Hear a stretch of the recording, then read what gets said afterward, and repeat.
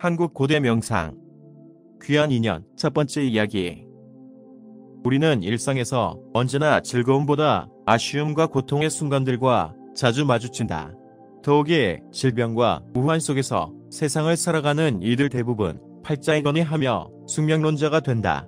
숙명론이란 모든 자연현상이나 인간사는 이미 정해진 운명이기 때문에 변경시킬 수 없다는 이론이다. 그렇지만 이 세상에 원인 없는 결과가 어디에 있던가. 인연은 어느 순간에 시작이 되고 업장은 나도 모르게 쌓이게 된다. 이들 모두가 자신이 만든 씨앗으로 카르마의 근원이 된다.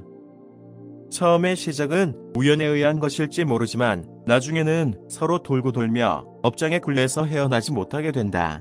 어느 날 까마귀가 배나무 가지에서 날아오르는 순간 그 가지의 배가 땅에 떨어지게 된다는 오비일학이다. 마침 그 밑을 지나가던 구렁이가 머리에 배를 맞고 죽게 되었다.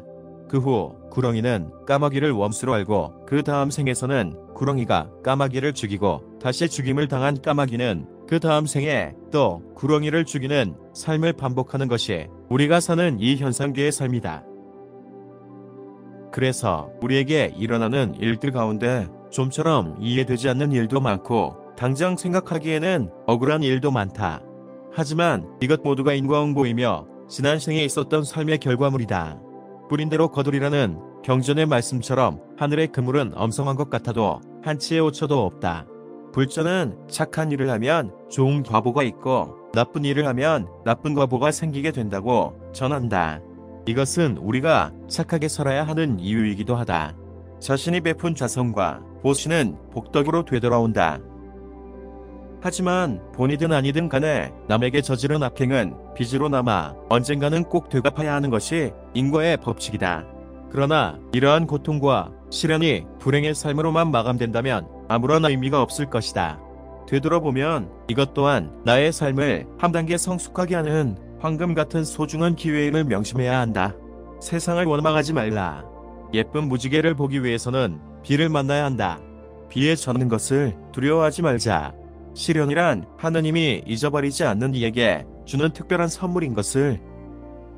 전생의 복덕을 지닌 부부를 소개한다. 그는 외무부에서 고위직으로 근무하다가 명예퇴직하여 한가한 나날을 보내는 회원이다. 오랜 외교관 생활이 몸에 배어있어 언제나 상냥한 미소를 띄우며 수련장을 방문한다. 전형적인 학자 타입으로 구도의 열정은 모든 이들의 귀감이 된다. 그의 순탄한 공직생활과 유복한 가정환경은 지난 생의 복덕이라고 생각하는 데는 이의가 없다.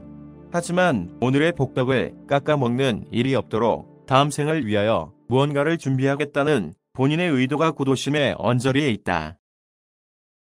돌이켜보면 자신이 지나온 삶은 다른 이들과 달리 별다른 고난이 없었다. 어떻게 보면 너무나 심플해서 복덕이라고 저위하기에는 폭풍전야 같은 위기감이 초발심을 동여맨다. 대학 교수 아버지와 전업주부인 어머니 사이에서 둘째로 태어난 경제적으로 여유가 있는 서울 도박이다.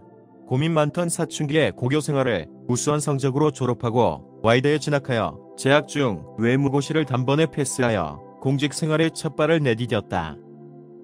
학교 축제에서 만난 미모의 동문과 결혼하여 일남일녀를 두고 있다. 아들과 딸 모두가 엄친아와 엄친딸로 세상 어디에 내놓아도 빠지지 않는 재원들이다. 더구나 부인의 결혼 시참금인 강남에 있는 빌딩은 세월이 흘러 100억대를 훨씬 호가한다는 입소문이지만 금검절약형이다. 하지만 불우한 이웃에게는 언제나 먼저 금일봉을 전달하는 선한 이웃으로 남모르는 무주상 보시를 솔선 실천한다. 그러나 중법 정신과 질서에 관한 한국인들의 정서는 꽤 못마땅한지 가끔씩 불쾌감을 토로하기도 한다. 그러한 그가 10년이 넘도록 모 명상단체의 조직의 팀장으로 활동했지만 아직까지 길을 느끼지 못함을 안타까워했다. 그리고 그 단체에서 조직 내의 활동과 의무 참여의 시간을 독촉하는 데 불만이 있었다. 왜 나는 길을 느낄 수 없을까요? 하며 필자의 첫 만남의 대화다. 그 이유는 여러 가지가 있다. 일단은 내 마음속의 용량이 소속된 명상단체보다 크기 때문이다. 이것은 최면이 걸리지 않는 이유와 동일하다. 최면이란 암시에 의하여 인위적으로 잠에 가까운 상태로 이끄는 술법으로 일종의 악마술이다. 최면은 악마의 기술이므로 어떤 이는 쉽게 걸리지만 좀체 최면에 걸리지 않는 사람도 있다. 최면에 걸리지 않는다는 것은 악마술보다 영혼의 등급이 높아 그들 위에 있기 때문이다. 길을 느끼지 못하는 이유가 집중을 못해서가 아니다.